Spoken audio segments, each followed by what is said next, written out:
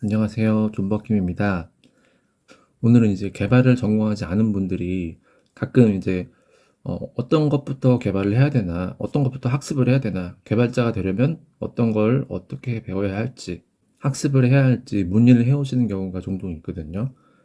그럴 때 제가 해드리는 말들이 있는데 그런 것들을 한번 이제 정리해가지고 한번 이야기해 보려고 합니다. 이 내용들은 비전공자분들에게 또 유용하고 또 이제 주니어 개발자분들한테도 또 좀 도움이 될 수 있을 것 같아요.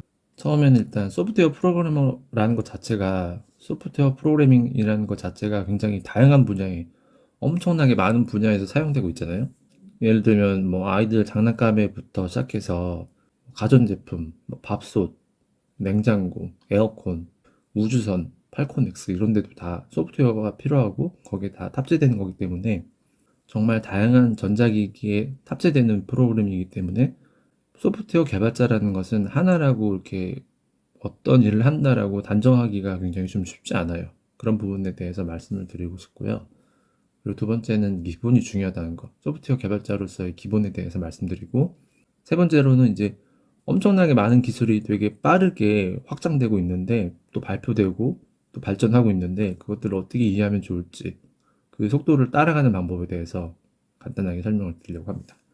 그리고 네 번째로는 엄청나게 많은 기술이 있고 정말 다양한 기술이지만 근데 신기한 게 거기서 거기에요. 좀 비슷비슷하고 또 한두 개를 잘 이해하면 나머지 것들도 금방 잘 이해할 수가 있어요. 그런 부분에 대해서 설명을 드리려고 하고 마지막으로 주변을 잘 살피는 그러니까 이런 어떤 새로운 기술들에 대해서 빠르게 익히고 또 따라가야 되는 부분들에 대해서 말씀을 드리려고 합니다. 변호사가 되는 방법은 소프트웨어 개발자가 되는 방법보다 오히려 간단할 수 있어요. 그러니까 그게 더 쉽다는 뜻은 아니고 변호사가 되려면 어떤 변호사가 되기 위한 커리큘럼은 좀 정해져 있잖아요. 수강해야 하는 과목들도 있고 또 통과해야 하는 시험들도 있고 그리고 밟아야 하는 절차들도 이미 좀 정해져 있는데 개발자가 되는 거는 오히려 이제 변호사가 되는 것보다 좀 더 복잡할 수 있습니다. 그 개발자가 되는 것 자체는 복잡하지 않을 수 있는데 예를 들면 이제 변호사도 변호사가 되고 나서 이제 노동 변호사, 인권, 기업, 뭐 청소년 이런 각 분야의 변호사들이 있잖아요. 그럼 이 변호사분들도 결국에는 변호사 시험을 합격하고 변호사가 되고 나서도 그 분야에 대해서 잘 이해하기 위해서 공부하고 또 그분들에 대해서 잘 이해한 다음에 그분들을 또 변호할 수 있는 거잖아요. 마찬가지로 이제 소프트웨어 개발자들도 소프트웨어 개발에 대한 어떤 기본적인 지식 같은 거는 전공 수업에서 배울 수 있고 어떻게 동작하는지 또 어떤 걸 배워야 되는지 그런 거는 학부 과정에서도 배울 수 있죠.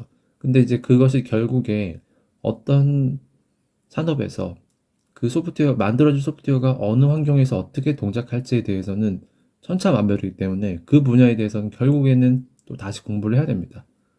다시 또 공부를 하고 그 부분에 맞게 또 경력을 쌓아야 되고 경험도 쌓아야 됩니다. 아까 제가 이제 장난감이랑 가전제품 또는 이제 자동차, 로켓까지 말씀을 드렸는데 장난감에 들어간 소프트웨어랑 로켓에 들어간 소프트웨어랑 같지 않을 거잖아요. 로켓에 들어가는 소프트웨어가 훨씬 더 중요하고 또 예민하고 또 신중하게 만들어야겠죠. 그런 것처럼 뭐 빅데이터냐 아니면 뭐 인공지능이냐 아니면 웹 개발이냐 어떤 목적에 따라서 배워야 할 것들이 또 많이 달라지는 부분이거든요. 그래서 뭐 간단하게 내가 학부 수준만 배우겠다 이러려고 지금 이 내용을 찾아보시는 건 아닐 것 같아요. 왜냐면 어떤 목적이 있어서 여기 오신 거잖아요. 그러니까 나는 뭐 웹 개발을 하고 싶다. 나는 모바일 앱을 만들어 보고 싶다. 분명한 목적이 있어서 이런 내용을 찾아보시는 것일 텐데요. 그럴 때는 그렇게 분명한 목적을 먼저 정하는 것도 좋은 것 같아요. 그런 어떤 길이 있는지, 인공지능을 배우는 거, 빅데이터 기술에 대해서 전문가가 되는 것, 아니면 모바일 어플리케이션을 만드는지, 아니면 서비스를 만드는 건지에 대해서 먼저 한번 생각해보고, 또 거기서 필요한 것들이 어떤 것인지를 먼저 찾아보고, 그럼 거기에 맞는 것을 학습하는 것도 좋은 것 같아요. 그러니까 반대로 거꾸로 가는 거죠. 그러니까 변호사가 되기 위해서 커리큘럼을 차근차근 이렇게 계단식으로 밟아 올라가는 게 아니라 이렇게 올라갈 수 있다면 여기에 어떤 목표가 있다고 하면 하나하나 공부할 수 있겠지만 그런 상황이 아니라면 이 목표가 굉장히 다양한 나무처럼 되게 다양한 줄기가 있다고 하면 또 여기서 이렇게 나눠지고 또 여기서 이렇게 나눠진다고 하면, 그러면 내가 원하는 곳에 먼저 찾고, 내가 원하는 곳이 이곳이다, 내가 원하는 곳이 이곳이다 라고 했을 때, 원하는 곳이 어딘지, 내가 만들고 싶은 프로그램이 어떤 것인지를 먼저 정하고 나서 그 길을 역산해서 거꾸로 따라 올라가면서 거기에 필요한 기술들을 따로따로 배워가지고 그 학습을 하는 것도 되게 좋은 방법이라고 생각합니다. 여기 어떤 뭐 근원이 되는 기술들이 있지만 여기서 파생되는 기술들이 굉장히 많기 때문에 이런 모든 것들을 다 배울 수는 없잖아요. 너무 많기 때문에 이걸 다 배울 수도 없어요. 로켓 개발자가 장난감에 들어가는 프로그램을 만들 수 있을까요? 그건 또 다른 얘기거든요. 그러니까 어느 것이 좋다 나쁘다 할 것이 아니라 분야가 다르기 때문에 이 다양한 분야에 대한 것을 다 개발하려고 할 수도 없고, 여기에 들어가는 소프트웨어, 다양한 기기에 들어가는 소프트웨어를 만든 사람들 다 소프트웨어 개발자라고 하지만, 소프트웨어 개발자들은 소프트웨어 개발자라고 해서 다 같은 그냥 소프트웨어 개발자라고 하지 않죠. 각자 분야가 있고 어떤 걸 만드냐에 따라서 달라지는 거죠. 내가 필요한 것이, 내가 하고 싶은 것이 어떤 것인지를 먼저 파악을 하고 그거에 대해서 필요한 기술들에 대해서 한번 알아보고, 그리고 거기에 필요한 기술들에 대해서 차근차근 공부하는 것을 추천드립니다. 그것이 이제 지금 이제 전공부터 해가지고 학교에 들어가가지고 여기에서 이렇게 차근차근 배워가면서 진로를 탐색하는 이런 과정이 아니라, 어떤 이미 사회에 나와 계신 분들이 나는 어떤 개발을 해봐야겠다, 인공지능을 개발해서 개발자가 한번 돼봐야겠다, 아니면은 뭐 파이썬으로 자동 매매 시스템을 만들어 봐야겠다, 그런 분들의 여기 필요한 것들이 어떤 것들이 있는지 쭉 알아가면서 공부하는 방법으로 거꾸로 거슬러 올라가면서 학습할 내용들을 찾고 또 그 내용들에 대해서 공부하는 것도 굉장히 좋은 방법이라고 생각합니다. 이제 거꾸로 거슬러 올라가면서 내가 학습해야 될 것들에 대해서 좀 알아봤잖아요. 그 진로에 대해서, 그 트리에 대해서 좀 탐색을 해봤는데, 그 경로에 대해서 탐색을 해봤는데, 탐색을 하고 나서 바로 끝단에 있는 기술을 먼저 공부하시는 분들이 있어요. 이렇게 분야들이 쭉 나눠진다고 했을 때, 이 끝에 있는 것부터 공부하시는, 이게 거꾸로 거슬러 올라가서 바로 끝에 있는 걸 공부해가지고 써먹고 싶은 분들이 계세요. 그렇게 생각하는 분들이 굉장히 많더라고요. 예를 들면 뭐 파이썬으로 자동 매매 시스템을 만든다고 했을 때 파이썬부터 막 배우더라고요. 파이썬부터 배우는 건 나쁘지 않은데 결국에는 파이썬만 배워서는 안 된다는 거죠. 내가 뭐 파이썬만 배우면 그만이지라고 생각할 수도 있는데, 중요한 거는 여기 있는 이 경로에 있는 이 중요한 기술들, 여기 포함되는 이 기술들에 대해서 알아야 된다는 거죠. 여기만 알아가지고 할 수도 있을지도 모르겠어요. 근데 좋은 소프트웨어를 만들고자 할 때는 반드시 여기 있는 필요한 것들에 대해서 어느 정도 알아야 되고, 이걸 아는 것이 어떻게 보면 더 빠르게 가는 길일 수 있습니다. 그래서 이게 기본이 중요하다고 제가 이제 여기다 썼는데, 그러면 이제 소프트웨어 개발에서 튼튼한 기본이란 무엇일까 생각해 봐야 되는데, 일단 기본적으로 여기 보시면 튜링 머신, 그리고 뭐 제가 이제 폰 노이만 구조도 적어놨고, 여기 보면 1990년대 알라딘 AT 컴퓨터도 있고, 여기 아이폰 세대가 있습니다. 1936년부터 시작해가지고 쭉 해가지고 지금 현재까지 왔잖아요. 2023년. 요즘에는 뭐 정말 말도 못하게 발전을 해왔는데, 근데 중요한 거는 이때의 기술, 1936년도에 나왔던 이 튜링 머신이나 폰 노이만 구조는 아직도 바뀌지 않았다는 거예요. 그래서 이것들이 어떠한 의미가 있는지, 그리고 현재 어떻게 컴퓨터가 구성됐는지, 컴퓨터 구조, 자료 구조, 알고리즘에 대해서 약간 어떤 기본적인 내용들에 대해서는 먼저 학습을 하시는 게 좋습니다. 물론 파이썬이 엄청 쉽다고 할 수 있어요. 파이썬이 엄청 쉽다고 하더라도 파이썬이 돌아가는 데는 어떻게 돌아가는지에 대해서 컴퓨터 구조에 대해서 알아야 되고요. 그리고 그 쉬운 파이썬을 가지고 내가 어떤 개발을 하려면 자료 구조에 대해서도 알아야 되고 알고리즘에 대해서도 알아야 돼요. 그래서 내가 생각하고 있는 것들을 프로그래밍을 할 수 있어요. 프로그래밍을 하려면 기본적인 것들을 알아야 돼요. 물론 이것들을 엄청 자세하게 깊게 알려고 한다면 시간이 많이 걸리겠지만, 간단하게라도 일단 한번 요것들을 쭉 한번 공부해 보시는 것을 추천드립니다. 이거 말고도 이제 기본적인 내용들, 아까 말씀드렸던 이 기본적인 내용들에 대해서도 같이 공부를 하시는 걸 좀 추천드립니다. 만약에 내가 뭐 파이썬으로 어떤 자동 매매 시스템을 만들겠다, 그렇게 했을 때 파이썬만 죽어라 공부하는, 요 끝에 있는 것만 죽어라 공부하는 게 아니라 얘를 공부하면서 여기에 있는 기술들에 대해서도 관심을 갖고 같이 공부하시는 것도 좋아요. 여기 있는 거를 뭐 엄청 열심히 공부하실 필요도 없고요. 유튜브 찾아보시면 요즘에 너무 잘 돼 있잖아요. 되게 재미있게 쉽게 설명해 놓은 것들 많거든요. 그런 걸 보시면서 파이썬을 같이 학습하시는 거죠. 그렇게 했을 때 이 파이썬을 잘 알게 됐을 때 그걸 어떻게 잘 써야 할지에 대해서 본인이 알 수 있다는 거죠. 이 파이썬이 어떻게 돌아가는지. 아, 모바일 앱을 만들려고 한다. 모바일 앱을 만들려고 하면 모바일 앱이 어떻게 구동되는지, 웹 어플리케이션을 만들면 웹 어플리케이션이 어떻게 구동되는 건지, 컴퓨터에서 웹 어플리케이션이 어떻게 구동되는지에 대해서 기본적으로 알아야 된다는 거죠.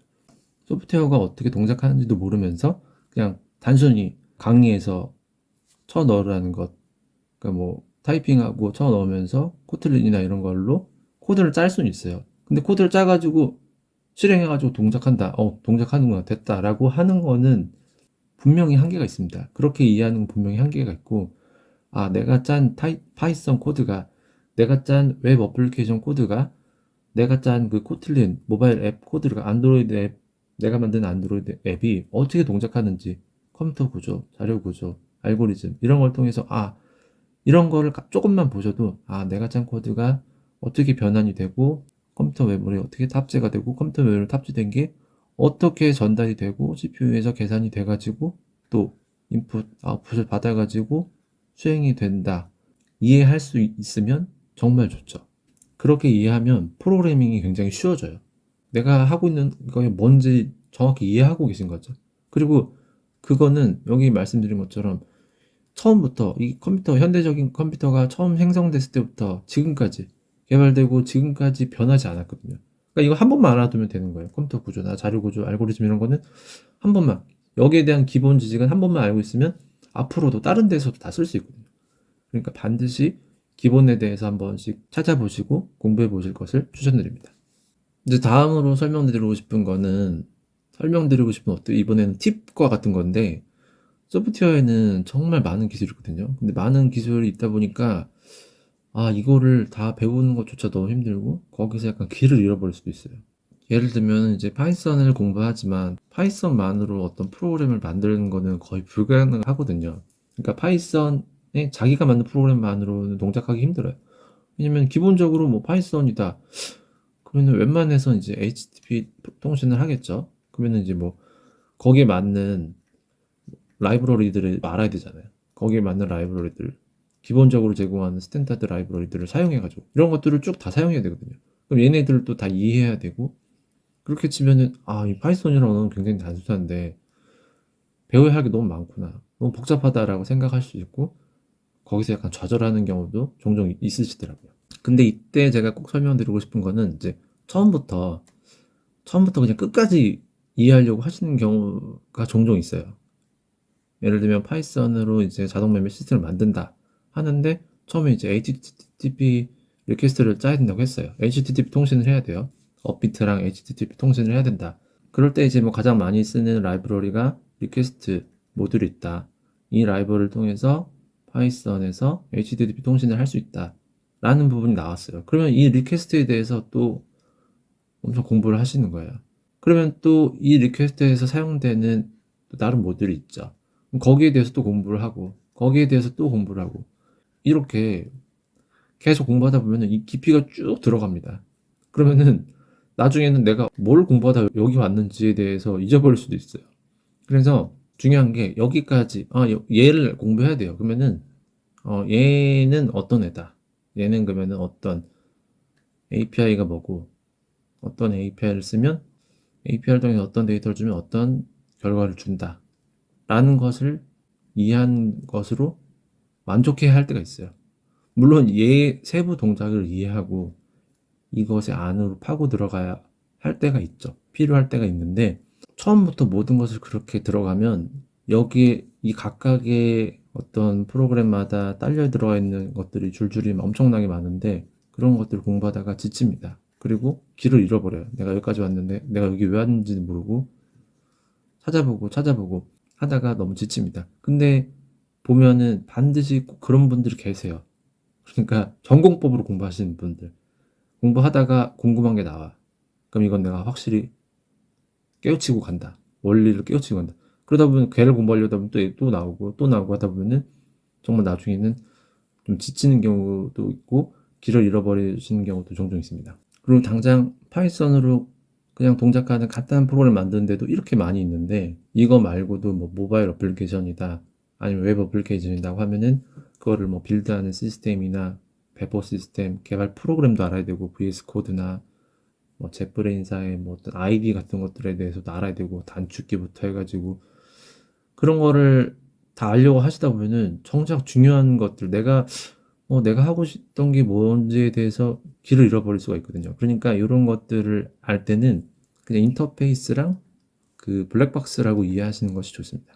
인터페이스랑 블랙박스라는 거는 그냥 얘를 블랙박스로 생각하세요. 얘는 어떤 모듈이다. HTTP 리퀘스트 모듈이야. 이 안에는 내가 블랙박스야.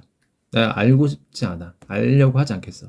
하지만 얘에 대한 인터페이스, 얘가 가지고 있는 인터페이스에 대해서는 확실히 이해하자. 얘는 리퀘스트라는 걸 모듈을 로딩한 다음에 뭐 포스트를 날리면 HTTP 포스트 동작을 해주고 그리고 HTTP 통신한 결과를 반환해준다. 리스폰스로 반환해준다.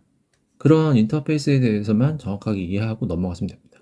그렇게 넘어가는 방법으로 이 각 모듈들에 대해서 이해를 하고 그리고 나서 내가 만든 프로그램을 만드는 거죠. 내가 원하는 프로그램을 만드는 방식으로 진행하는 것이 좋습니다. 그리고 여유가 있을 때 아니면 필요할 때마다 조금씩 더 들어갈 수 있어요. 조금씩 더 깊이 있게 들어갈 수 있는데 처음부터 너무 깊게 들어가려고 하시면 안 됩니다. 처음부터 내가 이 리퀘스트가 뭔데요? 리퀘스트가 사용하고 있는 또 이건 뭐고 해서 쭉쭉 너무 깊이 들어가려고 하지 마시고 인터페이스랑 블랙박스라는 개념으로 이해하실 것을 추천드립니다. 다음으로 말하고 싶은 내용은 이제 하다 보면 익숙해져요라는 내용인데 이거 어떻게 보면은 이전에 말씀드린 내용하고 연장선일 수 있어요. 그 블랙박스랑 인터페이스로 이해하라고 말씀드렸잖아요. 이제 너무 깊게 이해하다 보면 길을 잃을 수 있으니까 간단하게 이해하자. 근데 그렇게 하더라도 프로그램이 너무 많아요. 이해할 게 너무 많아요. 분명히 이제 개발을 배우는 분들은 그걸 깨달으시게 될 거예요. 예를 들면 이제 모바일 앱을 개발하려고 하는데 코틀린을 배웠어요. 코틀린이라는 프로그래밍 언어를 배워가지고 난 안드로이드 모바일 어플리케이션을 만들어야겠다라고 배웠는데 근데 막상 이제 빌드하려고 하니까 이제 뭐 그래드를 쓴대요. 또 그래드는 뭐야? 또 그래드에서 필요한 것들에 대해서 또 공부해야 되고 또 이제 샘플 코드를 받으려고 보니까 깃허브에서 클론을 하라고 하네요. 깃은 또 뭐고? 또 그러면 여기서 보면 또 깃을 알아야 되는데요. 또 깃은 뭘까? 브랜치 뭐 체크아웃 하래요. 뭐 간신히 이래저래 뭐 대충 쓰는 법을 배웠어요. 깃을 사용하는 법 배워가지고 거기다 만들었는데 만들고 보니까 이제 또 파이어베이스를 사용해서 모니터링을 하는 게 좋다고 하네요. 파이어베이스는 또 뭐지? 또 알아야 돼요. 근데 그러고 나니까 이제 AW 사용해서 다양한 기기에서 테스트를 해야 된대요. 왜냐면 이제 내 기기에선 정상 동작하지만 안드로이드 수많은 기기에서 정상 동작하는지 좀 확인을 해봐야 되니까 이런 어려움이 있고 뭐 파이썬 같은 경우도 파이썬으로 간단한 프로그램을 만들어 보자 라고 이제 새해 첫날부터 파이썬 공부를 했어요. 공부를 많이 했는데 공부를 하려고 하는데 가상 환경을 설치해야 된대요. 가상 환경? 아니 뭐 가상 환경은 또 뭐야? 파이썬 가상 환경이 있고 또 가상 환경을 위해서 아나콘다를 써야 한단 말도 있고 뭐 이것저것 말이 많아요. 또 ID라고 있대요. 개발 환경이라고 해서 뭐 갖춰야 되는데 파이참도 있고 뭐 VS 코드를 쓰란 말도 있고 주피터 노트북도 있고 대체 뭔지 모르겠어요. 너무 많아요. 그러다 보니까 당연히 파이썬이 정말 쉬운 게 맞나요? 이런 생각이 드는 수밖에 없어요. 파이썬 쉽다면서요. 여기 보면 뭐 3일 만에 애들도 할 수 있다고 돼 있는데 이 애들이 아마 이런 거 설치하다 가상환경이랑 이런 거 설치하다가 3일 걸리지 않을까 이런 생각이 들 정도로 굉장히 복잡하고 어렵다고 생각이 들 수 있습니다. 그리고 그런 것 때문에 많은 분들이 이제 진입을 했다가 쉽다고 해서 들어왔다가 다시 나가시더라고요. 근데 공부를 해보자. 자, 파이썬. 새해에는 파이썬이다.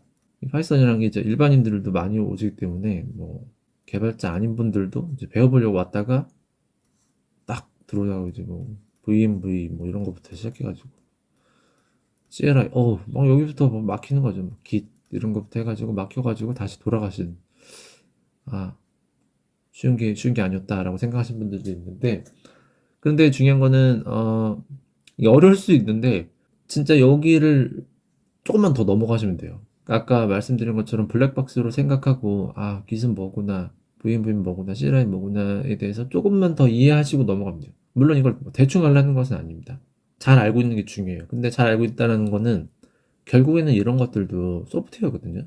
그 로버트 C 마틴이라는 유명한 분이 이렇게 말했거든요. 뭐 컴퓨터 프로그램은 순차, 분기, 반복, 참조로 구성된다. 그 이상 그 이하도 아니다. 그러니까 순차는 차례대로 실행되죠. 명령어가 있으면 차례대로 실행되고, 분기, if 아니면 else로, 이거 아니면 이거 나눠서 실행되는 거죠. 그리고 실행되다가 반복되는 거. 반복문, 계속 이거 어떤 조건에 맞춰서 계속 반복대로 실행되고, 또 여기서 실행되다가 다른 쪽으로 이동하는 참조로 구성된다. 이게 전부라는 거예요. 그러니까 이 앞에서 제가 설명드린 그 1936년도에 앨런 튜링 머신의 그 기본적인 내용이 바뀌지 않았다는 거예요. 그 바뀌지 않았다는 내용은 이 git이나 VMV나 뭐 이런 것들의 어떤 구조나 동작하는 방식이나 얘네들도 결국은 다 뭐 프로그램이고, 프로그램을 어떤 서버에서 구동하는 서비스고 이런 거기 때문에 처음에는 이런 것들을 이해하는 게 좀 복잡하고 어렵고 힘들 수 있는데, 이런 것들을 한두 개 이제 하시다 보면 금방 익숙해집니다. 금방 익숙해질 거라고 제가 말씀드리고 싶고요. 금방 익숙해진다는 거는, 그러면 내가 깃을 설정하는데 1시간 아니야, 일주일이 걸렸습니다. VMV 설정하는데 일주일이 걸렸습니다. 근데 거기서 앞으로도 계속 일주일이 걸리는 게 아니거든요. 여기서 이 뒤로 쓰는 뭐 어떤 라이브러리들이나 어떤 새로운 서비스나 새로운 라이브러리나 뭐 파이어베이스나 AWS 이 뒤로 더 복잡한 것들, 나중에 써야 할 것들이 쭉 있다고 하더라도 이 앞에서 써본 어떤 경험들이 있다면 프로그램의 기본 동작들에 대한 컨셉을 이해하는 게 익숙해지는 거예요. 익숙해지다 보니까 이런 걸 단계가 올라가면서 그걸 받아들이는 시간이 굉장히 빨라지는 거죠. 그러니까 처음에는 개발을 안 하신 분이 처음에 개발할 때는 이런 뭐 깃이나 뭐 가상환경 이런 것 때문에 일주일이 걸린다고 쳐도 앞으로 가면은 그게 3일, 이틀, 하루, 나중에 몇 시간 만에 이해를 합니다. 그래서 이제 어떻게 보면 그게 짬이라고 할 수도 있지만, 근데 그냥 진짜 익숙해지는 거예요. 익숙해지면은 이 새로운 그런 프로그램이나 서비스를 이해하는데 굉장히 금방 이해할 수 있어요. 그러면 그게 또 엄청난 능력이 되죠. 왜냐면은 내가 그냥 파이썬, 나만의 프로그램을 만드는 것이 아니라 이미 만들어진 다양한 프로그램을 쉽고 빠르게 쓸 수 있기 때문에 더 강력한 프로그램을 만들 수 있는 거죠. 그렇기 때문에 파이썬 공부하려다가 뭐 이런 것들 배우려고 하다가 포기하실 수 있는데, 포기하지 마시고 이런 것들에 대해서 블랙박스랑 인터페이스라는 개념으로 하나하나씩 깃은 어떤 애야, 깃은 어떻게 하면 동작하는 거에 대해서 알고 넘어가고, VMV 알고 넘어가다 보면은 그것들이 이제 익숙해지고, 그러다 보면은 그걸 사용할 줄 아는 능력도 같이 생깁니다. 단지 파이썬만 아는 것이 아니라. 그래서 단지 파이썬으로 프로그램을 만들 수는 없고, 파이썬만으로 어떤 내가 원하는 목적의 프로그램을 만드는 거는 진짜 극히 드뭅니다. 이걸 이용해서 뭐 HTTP 통신을 하거나 어떤 서비스를 하거나 해야 되기 때문에 다양한 그 라이브러리를 사용해야 되는 환경이 놓여져 있고, 그러기 위해서는 이런 것들을 알아가는 과정이 필요합니다. 그리고 그 과정은 하다 보면은 진짜 금방 익숙해진다는 거, 그걸 꼭 말씀드리고 싶습니다. 근데 꼭 중요하게 말씀드리고 싶은 거는, 여기서 꼭 말하고 싶은 내용 중에 하나는 그냥 따라하면 안 돼요. 그냥 따라하는 걸로 그치면 절대 안 됩니다. 예를 들면은 뭐 GitHub git 체크아웃 하세요라고 했잖아요. 그럼 이게 뭔지에 대해서 알아야 됩니다. 그러니까 이 동작에 대해서 뭐 깊게 이해한다는 건 둘째치고, 내가 이 명령을 쳤다는 거는 내가 git이란 프로그램을 이 옵션으로 실행했구나. 이 옵션은 체크아웃이라는 동작을 하는 옵션이구나. 이 뒤에 거는 뭐 브랜치명이구나. 라는 것에 대해서 정도는 알아야 됩니다. 왜냐면은 그냥 보면은 요즘에 프로그래밍이나 이런 학습 그런 강의나 보면은 뭐 실행하세요. 이거 실행하시면 되고, 이거 실행하시고 되고, 이거 실행하면 됩니다. 해서 그냥 실행만 하시는 경우 있어요, 실습. 그러면 그냥 동작하는 거거든요. 근데 그러면은 그렇게 동작해서 만들면 나중에는 내가 뭘 했지? 내가 할 수 있는 건 뭐지? 이거 중간에 이걸 이해를 안 하고 그냥 넘어가면은 나중에 본인이 하려고 하면 못 하는 거예요. 이게 약간 과외 같은 거죠. 과외 선생님이 이거 하면 돼, 이거 하면 돼, 이거랑 이거 계산하면 돼, 해서 하면은 과외 설명할 때 잘하지만 혼자 할 때 힘들거든요. 그러니까 이런 뭐 제가 제 영상 말고 다른 강의를 보실 때도 여기 나오는 명령, 요거 하세요, 요거 하세요 할 때 그게 어떤 의미인지 깊게 들어가실 필요는 없어요. 하지만 인터페이스, 요거는 기실한 프로그램이구나. 이거는 어떤 명령어구나. 이렇게 하고 있는 동작이 무엇인지에 대해서는 간단하게라도 꼭 제대로 알고 넘어가는 것이 중요합니다. 그래야지 다시 고생을 안 합니다. 이거 그냥 넘어가면 나중에 다시 고생합니다. 분명히 고생합니다. 왜 안 되지? 보니까 내가 이거 기술 안 했구나. 내가 그래들에서 그래들에 대충 뭘 쓰면 된다고 해서 빌드를 했어요. 내가 이걸 안 했구나. 다시 와서 고생하게 됩니다. 다시 언젠가는 이걸 또 공부해야 되고 고생하는 것이 생기니까 너무 깊게 알 필요는 없지만 대충 내가 지금 뭘 하고 있구나. 이게 뭐고 그래 이게 왜 필요하고 그래서 이걸 하는구나 하는 것에 대해서 간단하게라도 알고 넘어가는 것이 좋습니다. 이제 마지막으로 꼭 하고 싶은 말은 주변을 잘 살피라는 말입니다. 주변을 잘 살피라는 말은 이건 어떻게 보면 제가 제 동료들한테도 하고 싶은 말이고 주변에도 항상 하는 말입니다.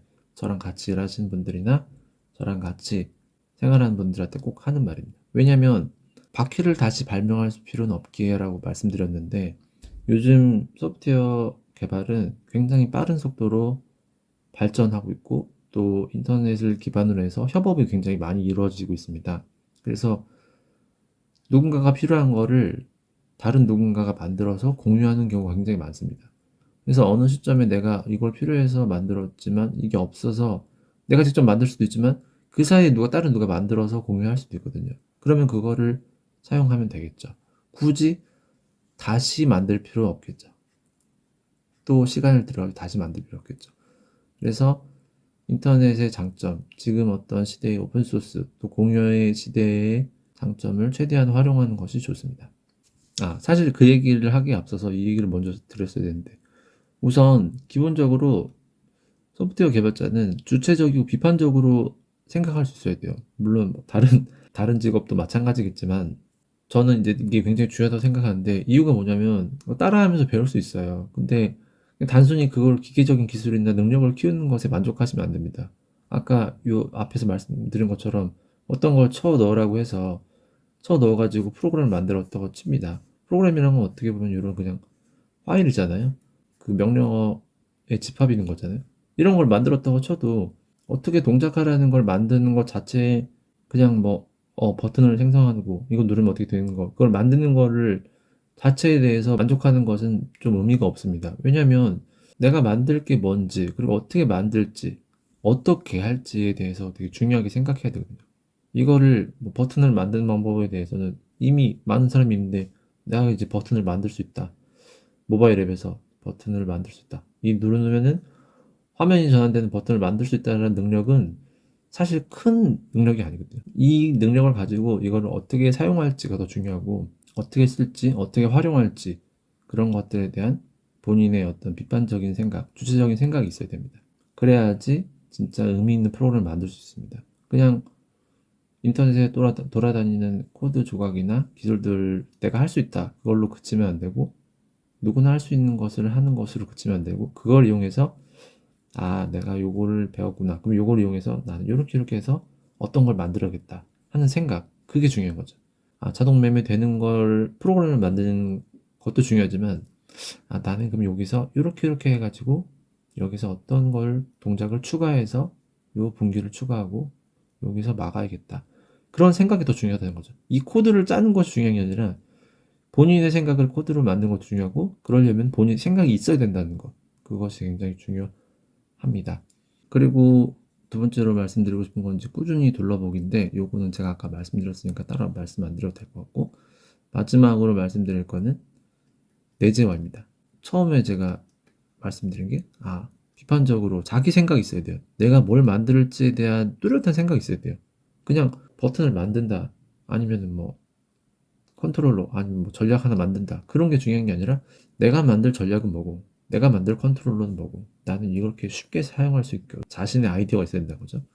두 번째는 이제 그거를 실현시킬 수 있는 그걸 직접 다 만들 필요 없다는 거죠. 그거를 난 요걸 여기다 이렇게 넣었으면 좋겠는데 버튼을 왼쪽 오른쪽 두 개 넣었으면 좋겠는데 누가 만들어 놓지 않았을까? 아니면 그런 쉽게 만들 수 있는 프레임워크 있지 않을까? 그런 거에 대해서 이제 꾸준히 둘러봐야 되는 거죠. 둘러봐서 그걸 활용해 가지고, 세 번째로는 이제 그걸 활용해 가지고 나만의 것을 만드는 거죠. 레퍼런스가 굉장히 많습니다.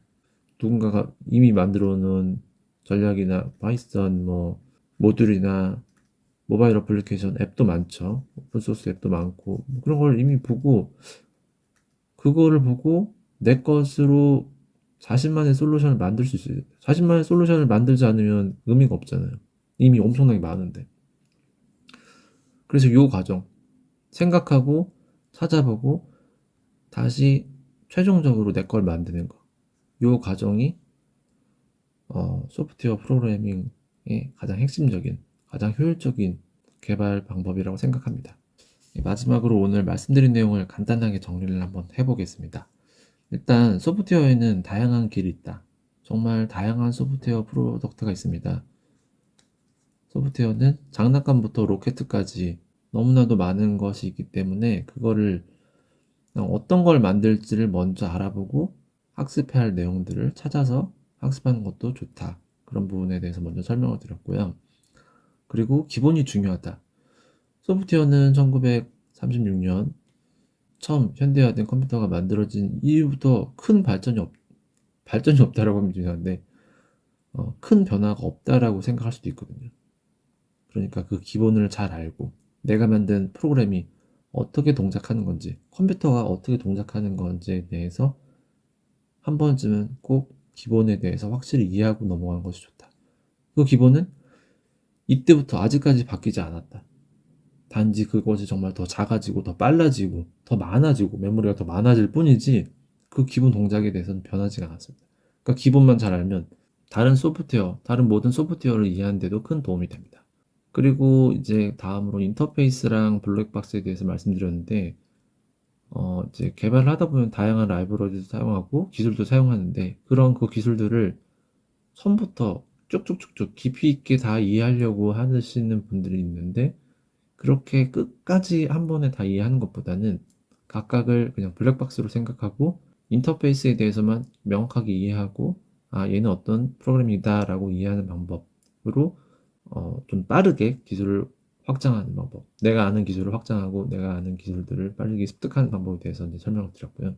또 하다 보면 익숙해져요. 요 내용은 이런 방법으로 이해하다 보면은 결국에는 소프트웨어는 아까 말씀드린 대로 1936년 이 어떤 기본적인 그 구조가 그대로이기 때문에 하다 보면은 처음에는 너무 어렵죠. 기시나 뭐 이런 거 어려울 수 있는데 그런 것들을 몇 번을 하다 보면 정말 너무나도 쉽게 익숙하게 다양한 프로그램을 사용할 수 있습니다. 예, 그것에 대해서 설명을 드렸고요. 그리고 마지막으로 말씀드린 내용은 주변을 살피자. 내가 만들려고 하는 것들에 대해서 항상 어제, 지난달, 작년에 만들었던 방법으로 똑같이 할 필요는 없습니다. 왜냐하면 이미 또 다른 라이브러리가 생기고 다른 서비스가 계속 발전하기 때문에 다른 방법으로 이미 다른 사람이 만들어 놓은 것들을 활용해서 더 잘 만들 수 있는, 더 잘 만들어서 서비스할 수 있는 그런 능력을 갖는 것도 중요하기 때문에 계속 주변을 살피고 조금씩 조금씩 학습하는 것을 추천드립니다. 이렇게 이제 5가지에 대해서 말씀을 드렸는데, 이런 능력을 가지고 계시면 소프트웨어 개발자로서 할 수 있는 일들이 엄청나게 많습니다. 왜냐면 요즘에는 이제 혼자서도 할 수 있는 일들이 굉장히 많기 때문에 이런 능력들을 바탕으로 본인이 하고 싶은 것들 마음껏 하는 소프트웨어 개발자가 되시기를 기원하겠습니다. 오늘 영상은 여기서 마치겠습니다. 존버 킴이었습니다.